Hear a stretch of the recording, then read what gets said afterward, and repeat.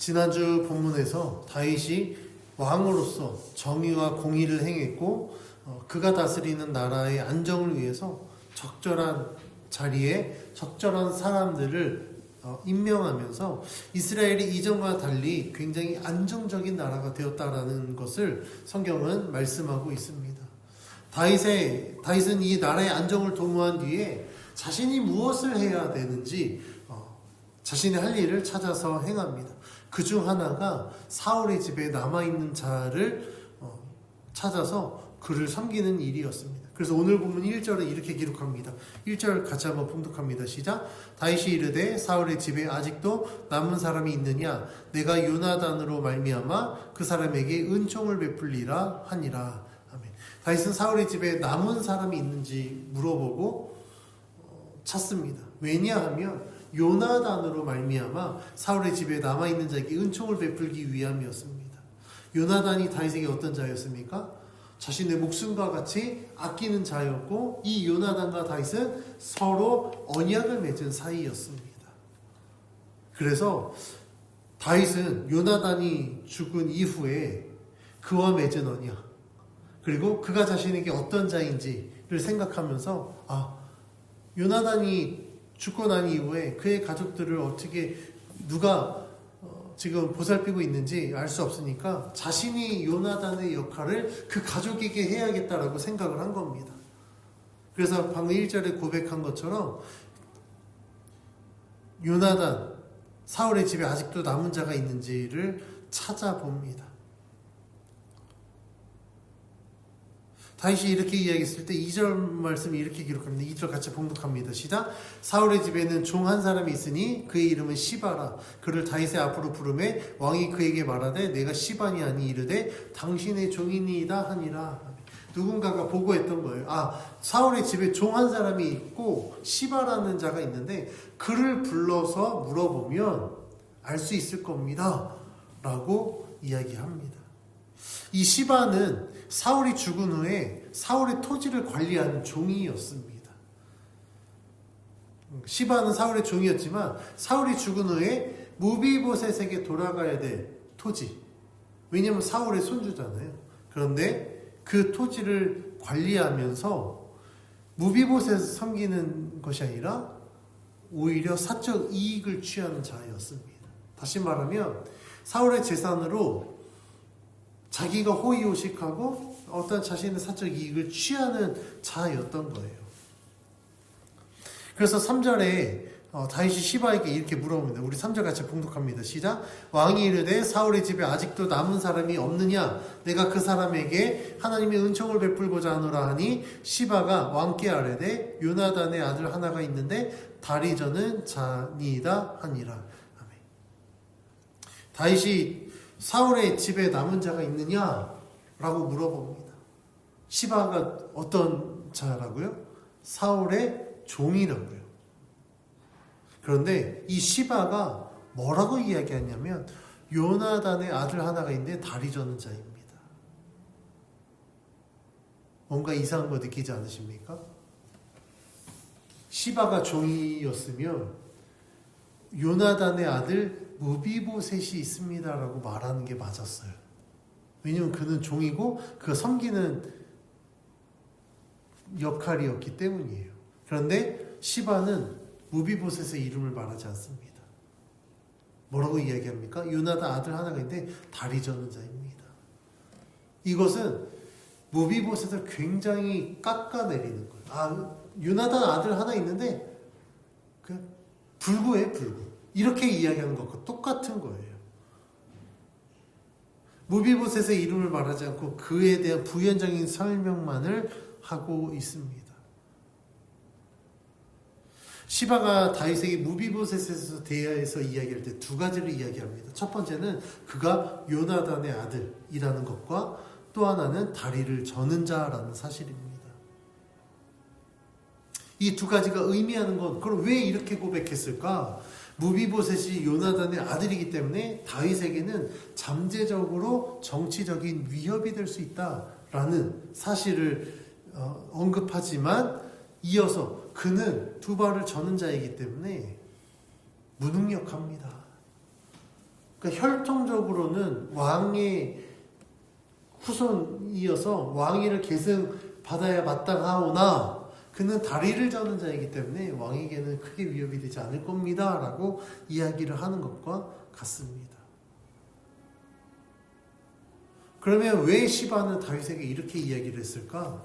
앞에서 말씀드린 것처럼 그는 사울의 집에 돌아가야 될 토지를 관리하는 자였습니다. 그래서 다윗에게 무비보셋에 대해서 부정적인 보고를 하면서 다윗이 정치적 위협이 될 수 있는 무비보셋을 제거하거나 아니면 그의 무능력함과 무가치함을 강조해서 그의 존재를 아예 그냥 지워버리기 위해서 이렇게 고백했을 것 같습니다. 그런데 시바의 의도와는 달리 다윗은 전혀 다른 이야기를 합니다. 그래? 그럼 그를 없애야 되겠구나. 아니면 그를 그냥 없는 사람 취급해도 되겠구나가 아니라 내가 그 사람에게 하나님의 은총을 베풀고자 한다라고 이야기를 합니다. 다윗은 사울의 집에 남은 자에게 하나님의 은총을 베풀기 위해서 그 사람을 찾는다라고 이미 1절에서 이야기를 했거든요.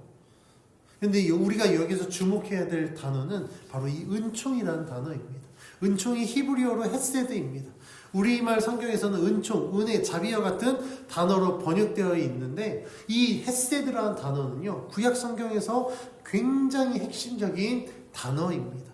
왜냐하면 이 헤세드를 통하여서 이 이스라엘 백성들은 하나님의 성품을 이해했기 때문입니다.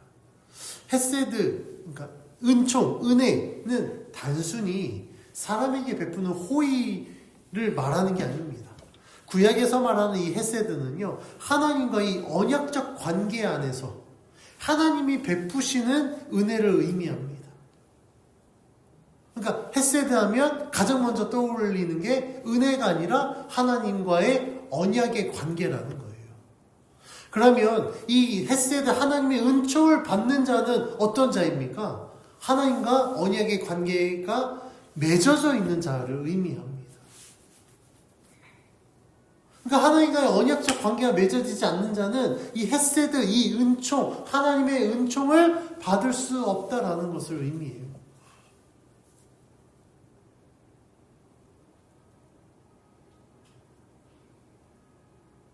이 헤세드가 또 중요한 것은 무엇이냐면 이 언약적 관계 안에 있어야 될 자들이 관계가 깨어진 자들이 있습니다. 뭐 때문에 깨어질까요? 죄 때문에 깨어집니다. 근데 이 하나님의 헤세드가 대단한 이유가 뭐냐? 이 깨어진 관계를 하나님은 다시 회복하기를 원하신다라는 겁니다. 죄로 인해서 깨어졌던 이 관계를 회복하기 위해서 하나님은 끊임없이 기회를 주십니다. 회개할 기회, 죄사함 받을 수 있는 기회를 주십니다. 그래서 구약에서 제사를 드렸습니다. 죄를 지은 자들이 속죄제를 통하여서 자신의 죄를 이 제물에 얹어서 그거를 불태워서 하나님과 깨어진 관계를 회복합니다. 그리고 화목제를 통하여서 하나님과 함께하는 신앙을 회복합니다. 이 기회가 신약 성경에는 예수 그리스도를 통해서 우리 모두에게 주어졌습니다. 우리가 죄를 짓고 죄인으로 죽을 수밖에 없지만 하나님이 예수 그리스도를 보내주셔서 우리가 예수 그리스도를 믿으면 그 믿음으로 말미암아 우리의 모든 죄를 사해 주실 뿐만 아니라 우리를 구원해 주시겠다라고 성경은 약속하고 있습니다.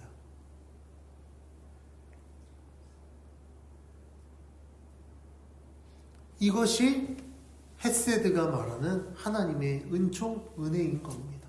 언약적 관계 안에서 하나님이 베푸시는 은혜. 그래서 이 헤세드의 특징은요, 값없이 주시는 여호와의 호의와 사랑이라고 할 수 있습니다. 어떤 자격 요건을 갖춰서가 아니라 하나님과 언약 관계를 맺으면 그 언약 관계 안에서 누구든지 하나님은 은혜를 베풀어 주시겠다고 약속했기 때문에 이 헤세드는요, 하나님이 값없이 주신 오직 하나님만이 주실 수 있는 은혜이다 라고 성경은 말씀하고 있습니다. 그러니까 자격 요건이 돼서 우리가 받는 게 아니라 하나님의 주권으로 우리에게 베풀어 주신 은혜이기 때문에 이것은요, 누구도 자랑할 수 없습니다. 그래서 에베소서 2장 8절 9절은 이렇게 기록하고 있습니다. 제가 세번역 성경으로 읽어드릴게요. 여러분은 믿음을 통하여 은혜로 구원을 얻었습니다. 이것은 여러분에게서 난 것이 아니요 하나님의 선물입니다. 행위에서 난 것이 아닙니다. 그러므로 아무도 자랑할 수 없습니다.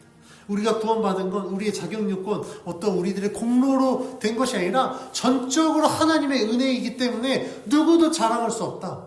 자랑할 수 있는 건 딱 하나예요. 누구를 자랑하겠습니까? 나를 구원하신 하나님만을 자랑할 수 있는 거예요. 내가 유대인이어서 구원받았어. 내가 목사여서 난 구원받았어. 내가 모태신앙이어서 구원받았어. 누구도 자랑할 수 없다는 거예요. 왜냐하면 이 구원은 전적으로 하나님의 은혜로 이루어진 것이기 때문입니다. 그러면 오늘 본문으로 다시 돌아와서 다윗이 이 사울의 집에 베풀고자 하는 은총이 헤세드인 겁니다. 그러니까 다윗은요, 아까 말씀드렸죠. 다윗이 요나단과 뭘 맺었다고요? 언약을 맺었다. 하나님이 자신과 언약을 맺은 것과 같이 다윗이 요나단과 언약을 맺었습니다. 그러니까 다윗이 이 사울의 집에 베풀고자 하는 은총은 하나님이 언약의 관계 안에서 베푸신 그 헤세드를 의미하는 거예요. 단순히 그 인간적인 호의가 아니라는 겁니다. 언약의 관계 안에서 베푸는 하나님, 자신이 하나님께 받은 그 은총을 사울이 이 언약의 관계 안에서 사울의 집에 베풀겠다라고 이야기하고 있습니다. 그래서 다윗이 찾았을 때 시바이에서 무비보셋의 정체가 다윗에게 드러나게 되죠. 그런데 무비보셋의 존재는요, 왕의 후손이라 할 수 없을 정도로 연약했습니다. 왜냐하면 지금 그의 현재 상황에 대해서 3절 4절을 이렇게 기록합니다. 우리 3절 4절 같이 봉독합니다. 시작. 왕이 이르되 사울의 집에 아직도 남은 사람이 없느냐? 내가 그 사람에게 하나님의 은총을 베풀고자 하노라 하니 시바가 왕께 아뢰되 요나단의 아들 하나가 있는데 다리 저는 잔이이다 하니라. 왕이 그에게 말하되 그가 어디에 있느냐 하니 시바가 왕께 아뢰되 로드발 암미엘의 아들 마길의 집에 있나이다 하니라. 방금 봉독한 구절에서 무비보셋이 얼마나 사회적 약자인지, 얼마나 사회에서 소외되어 있는지 알 수 있습니다. 시바가 보고한 대로 무비보셋은 현재 다리를 저는 자입니다. 그래서 왕이 될 수 없는 상황이에요. 그리고 그가 어디에 있느냐? 그가 있는 곳은 로드발이라는 지명인데, 이 지명을 해석하면 초장이 없는 곳, 그러니까 다시 말해 아무것도 없는 곳이라고 이야기를 하고 있습니다. 이 표현을 통해 알 수 있는 건 무비보셋은요, 당시 잊혀진 존재, 육체적인 연약함으로 인해서 스스로 아무것도 할 수 없는 자라는 사실을 3절 4절이 기록하고 있습니다. 그런데 이러한 무비보셋에게 다윗이 등장합니다. 왜 등장합니까? 하나님의 은총을 그에게 베풀기 위해서. 다윗이 요나단과 맺은 언약을 지키기 위해서 사울의 남은 가족을 찾았고 그 대상이 무비보셋이 된 겁니다. 다윗이 직접 찾아와서 무비보셋과 만나고 정말 로드발에서 아무것도 할 수 없는 존재로 남아있는 이 무비보셋에게 다윗이 하나님의 은총을 베푸는 이 장면을 통하여서 성경이 말하고자 하는 건 하나님이 이런 분이다라는 거예요.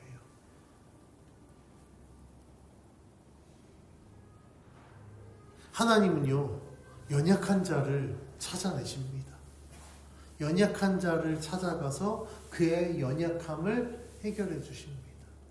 우리가 신약성경 보면 예수님이 길가에 다니실 때 예수님은 기득권들을 만나지 않으세요. 예수님은 부자, 건강한 사람, 똑똑하고 잘난 사람들을 만나지 않습니다. 예수님 만난 자는요, 그때 당시 사회적 약자들이었어요. 병든 자, 귀신 들린 자, 연약한 자, 과부, 가난한 자, 이런 자들을 만나셨습니다. 예수님을 만난 자들은요, 예수님과의 만남을 통해서 자신의 모든 문제들이 해결돼요. 그리고 구원의 은혜를 받습니다. 하나님이 왜 연약한 자들을 찾아내시느냐? 하나님이 이 은총, 헤세드의 은총을 베풀기 위해서 연약한 자를 찾습니다. 우리가 하나님 앞에 섰을 때 우리들의 부족하고 연약함으로 인하여 하나님은 우리를 나무라지 않습니다. 세상은 우리를 나무랄지 몰라요. 야, 너 능력이 안 돼. 너 이것도 못해? 세상은 그럴지 몰라요. 심지어 우리 부모도 나에게 그럴지 모릅니다. 그런데 하나님은 아니에요. 하나님 우리들의 연약함을 가장 잘 알고 있습니다. 하나님이 원하시는 건 뭐냐면 그 연약함 때문에 내가 위축되고 낙심하고 그냥 주저앉는 것이 아니라 그 연약한 나를 하나님이 도와주셔야 됩니다. 하나님 저와 함께 해주세요. 저를 붙들어 주세요. 그러면 하나님은요 언제든지 그래 내가 너를 도와줄게. 내가 너와 함께 하겠다. 우리의 연약함을 들어서 강하게 하시는 분이 주님이십니다. 그래서 우리가 찬양의 고백이 있지 않습니까? 약할 때 강함 대신에 주 나의 모든 것. 쓰러진 나를 세우고 나의 빈잔을 채우시는 분이 우리가 믿는 하나님이십니다. 오늘 본문에서 다윗이 무비보셋을 직접 찾은 건 아닙니다. 찾다 보니 무비보셋이었고, 근데 그 무비보셋이 현재 처한 상황은 로드발 아무것도 아닌 곳에서 사회적 약자로 지내고 있는 가운데 다윗이 그를 찾아서 그에게 하나님의 은총을 채워 주십니다.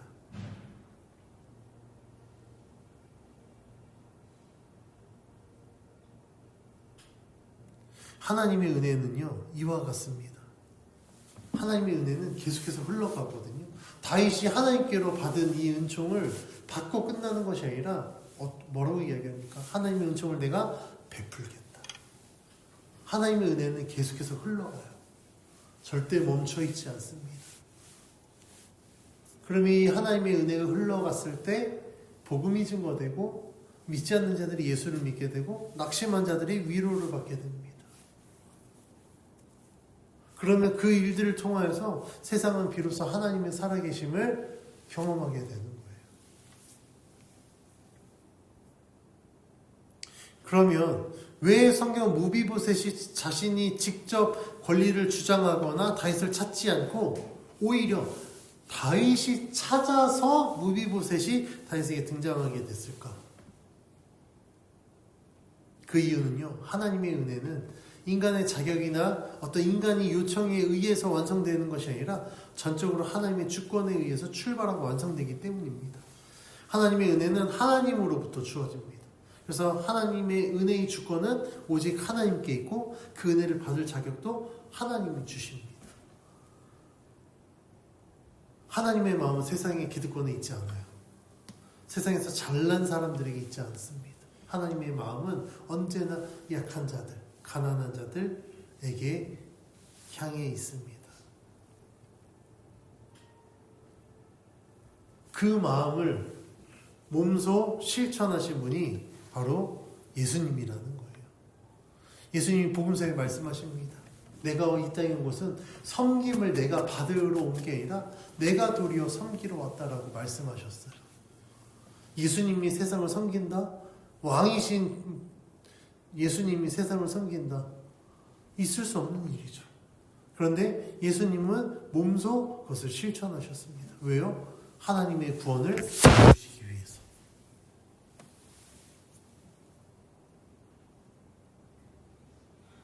왕이신 예수님이 세상을 섬기는데 그 누가 자신의 권리를 주장하고 그 누가 교만함으로 나아가겠습니까? 그 누구도 주님 앞에 아무것도 아닌 존재가 될 수밖에 없다라는 걸 성경이 말씀하고 있습니다. 예수님이 이런 섬김을 통하여서 하나님 나라를 완성하셨고 하나님의 구원을 완성해 주셨습니다.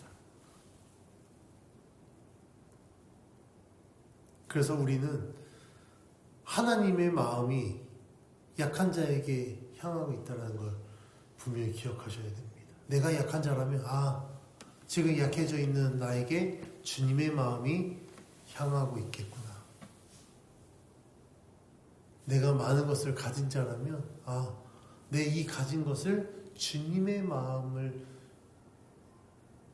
향한 곳에 내가 이것을 드려야 되겠다. 이것을 섬겨야 되겠다. 라고 우리는 결단해야 됩니다. 다시 오늘 본문으로 돌아와서 다윗은 시바의 말을 듣고 사람을 보내어 무비보셋을 데려옵니다. 그리고 무비보셋을 만나는데 무비보셋이 다윗에게 뭐라고 고백하냐면 6절에 이렇게 고백합니다. 같이 봉독합니다. 시작. 사울의 손자 요나단의 아들 무비보셋이 다윗에게 나와 그 앞에 엎드려 절하매 다윗이 이르되 무비보셋이여 하니 그가 이르기를 보소서 당신의 종이니이다. 다윗을 만난 무비보셋은요 자신이 다윗의 종이라고 고백합니다. 나는 왕의 후손이 아닙니다. 왕위를 이어받을 사람이 아닙니다. 나는 왕의 종입니다라고 고백하는 거예요. 이러한 고백이 왕에게 나아가는 백성이라면 당연히 이해될 수 있겠지만 무비보셋은 아니었잖아요. 무비보셋은 직접까지 왕의 손자였는데 왕의 손자가 다윗에게 나는 당신의 종입니다라고 고백한다라는 거 이거 참 있을 수 없는 일입니다. 그런데 무비보셋은 다윗에게 그렇게 고백합니다. 그러면 무비보셋은 왜 다윗에게 이렇게 고백했을까? 제가 성경 본문을 살펴보면 무비보셋이요 다리를 절고 사회적 어찌됐든 약자잖아요. 혹여라도 다윗이 인간적인 마음으로 나를 부른 게 정적을 제거하기 위해서 나를 부른 게 아닐까? 라는 두려움이 있었을 것 같아요. 그러니까 먼저 무비보셋이 다윗 앞에 바짝 엎드려진 겁니다. 나는 당신의 왕위를 넘볼 마음이 없습니다. 나는 그냥 당신의 종일 뿐입니다. 그 바짝 엎드려서 목숨만은 살려주십시오. 뭐 이런 고백으로 제가 이렇게 고백하는 겁니다.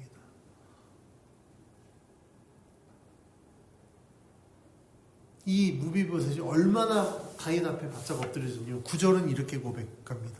우리 8절 같이 봉독해 봅니다. 시작. 그가 전하여 이르되 이 종이 무엇이기에 왕께서 죽은 개 같은 나를 돌아보시나이까 하니라. 무비보셋이 자신을 뭐라고 표현합니까? 죽은 개라고 표현합니다. 자신을 개 같은 자라고 표현한 거예요. 얼마나 자기 자신을 낮춘 겁니까?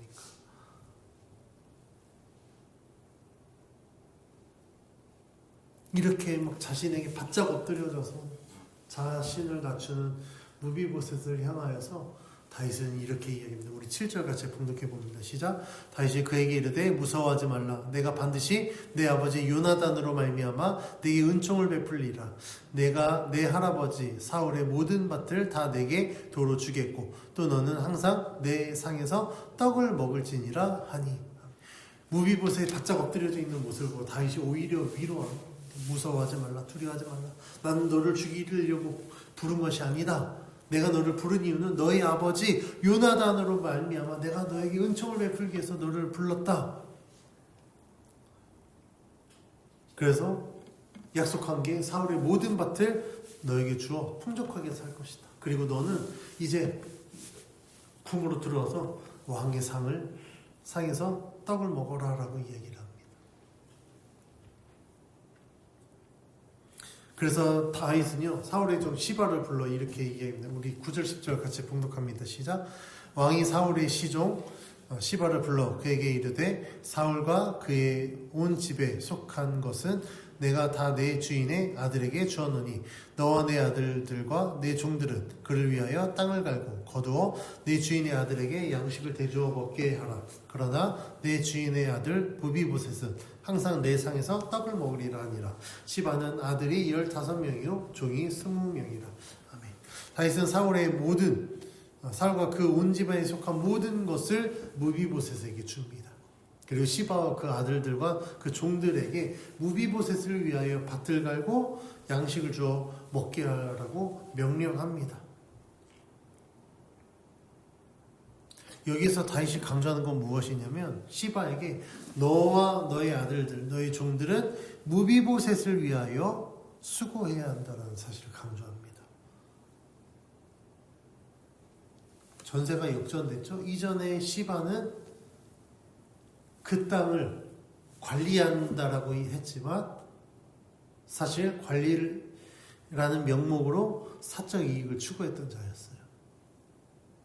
그런데 다윗과 무비보셋의 만남을 통해서 원래 재산의 주인에게로 다 돌아가게 된 겁니다.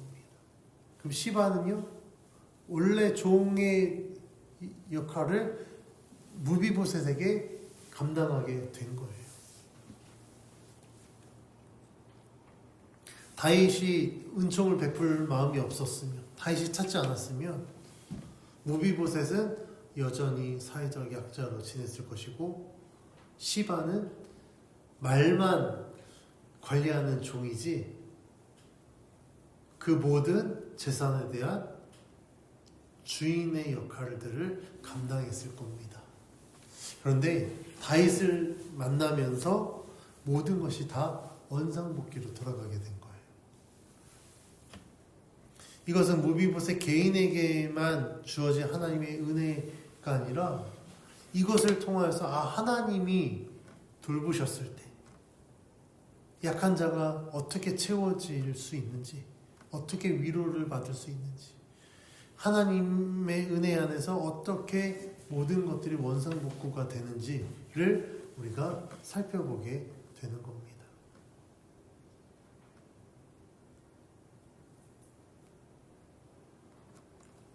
이 모든 일을 다윗이 주도한 것 같지만 아까 말씀드린 것처럼 약한 자를 돌보시는 하나님의 주권하에 이루어진 겁니다. 다윗은요, 하나님의 은총을 받은 자로서 그 은총을 받는 것으로 끝내지 않고 그 은총을 베푸는 역할들을 감당했습니다. 그래서 그는 요나단과 하나님과의 언약 관계 안에서 요나단과의 언약을 기억하고 사울의 가족들 찾아서 그들에게 하나님의 은총을 베풀고자 마음먹었던 거예요. 그리고 실제로 다윗은 그것을 실천했습니다. 오늘 이 성경 본문을 통해서 우리는 하나님의 이 은혜들을 알게 되는 거예요. 하나님은 지금도 연약한 자들, 약한 자들을 향하여서 그들에게 하나님의 마음을 쏟아내십니다. 오늘 우리는 다윗과 무비보셋의 이 이야기를 통해서 하나님의 은혜가 무엇인지, 그 헤세드, 은총이 무엇인지를 살펴보았습니다. 그러나 이 이야기는요, 여기서 끝나지 않습니다.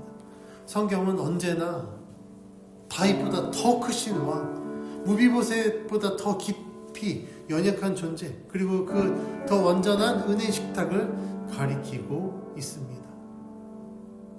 그것은 바로 예수 그리스도를 통하여 하나님의 구원이 완성됨으로 말미암아 죽을 수밖에 없었던 죄와 진노의 자녀였던 우리들이 하나님 나라의 백성이 되어 하나님 나라에서 왕 노릇하게 될 것이다라는 그 하나님의 약속을 성경은 계속해서 우리들에게 말씀하고 있습니다. 다윗은 요나단에게 은총을 베풀었습니다. 그러나 하나님은 예수 그리스도로 말미암아 우리에게 은혜를 베풀어 주셨습니다. 그리고 베풀고 있습니다. 무비보셋이 자신의 자격이나 공로로 왕 앞에 나간 것이 아니었습니다. 왕의 부르심으로 왕 앞에 나아가게 되었고 왕의 은총으로 말미암아 왕의 식탁에 앉게 되었습니다. 이와 같이 우리도 우리들의 능력이나 우리들의 어떤 공로로 구원받는 것이 아니라 오직 하나님의 그 은혜, 예수 그리스도의 이름으로 말미암아 구원받고 하나님 나라의 백성이 될 수 있게 되었습니다. 우리는 본래 하나님 앞에 나아갈 수 없는 자들이었습니다. 죄로 인하여서 죽을 수밖에 없는 자였습니다. 그 죄가 우리를 영적으로 다리를 저는 자로 만들었고 소망 없는 로드발과 같은 삶의 자리에 머물게 만들었습니다. 그러나 하나님은 우리를 그 자리에 그냥 내버려 두지 않으셨습니다. 연약한 우리를 돌보시기 위하여, 그 우리를 구원하기 위하여 예수 그리스도를 이 땅에 보내주셨습니다. 로드발에 있는 우리를 찾으셨고 영적 죄로 인해서 영적이 다리 저는 우리를 붙들어 주셔서 일어나 걷게 하셨습니다. 다윗이 무비보셋에게 무서워하지 말라라고 말한 것처럼 예수 그리스도는 우리들에게 말씀하십니다. 두려워 말라, 내가 너와 함께 하겠다. 내가 너를 위하여 십자가를 졌다. 누구든지 내 이름을 믿는 자들에게는 하나님의 자녀가 되는 권세를 주겠다라고 약속해 주셨습니다. 다윗의 식탁에서 무비보셋의 다리 저는 모습이 더 이상 보이지 않았습니다. 상 아래에 가려졌기 때문입니다. 이처럼 예수 그리스도는 우리의 연약함을 감추어 주십니다. 그리고 하나님의 은혜로 우리를 빛나게 하여 주셔서 죄와 부족함을 감추어 주시고 이제는 그리스도 안에서 의와 하나님의 은혜를 보게 하십니다. 하나님은 우리를 단순히 살려두시는 분일 뿐만 아니라 우리를 그 왕의 식탁으로 초대하여서 우리와 함께 하는 분이십니다. 하나님은 우리를 종으로만 대하지 않으시고 하나님의 자녀로 언약의 백성으로 받아주셨습니다. 우리는 이 약속을 믿어야 됩니다. 그리고 주님과 함께함으로 말미암아 그 자리로 초청하시는 하나님의 말씀에 순종하여 하나님과 함께하는 거룩한 하나님의 나라의 백성으로 살아가야 될 줄 믿습니다. 오늘 우리는 이 은혜를 받은 자들입니다. 그러므로 우리는 이제 다윗처럼 받은 은혜를 내 안에만 머무는 것이 아니라 그대를 흘려보내야 됩니다. 연약한 자를 외면하지 않고 잊힌 자를 찾아가며 자격 없는 자에게 은혜를 베푸는 예수님의 삶을 본받아서 우리도 복음을 전하고 은혜를 증거하여서 지금도 여러 가지 많은 어려움들로 문제들로 낙심한 자들에게 예수 그리스도라는 소망을 증거하여서 함께 생명의 삶을 살아가는 저와 여러분이 되길 주의 이름으로 축원합니다.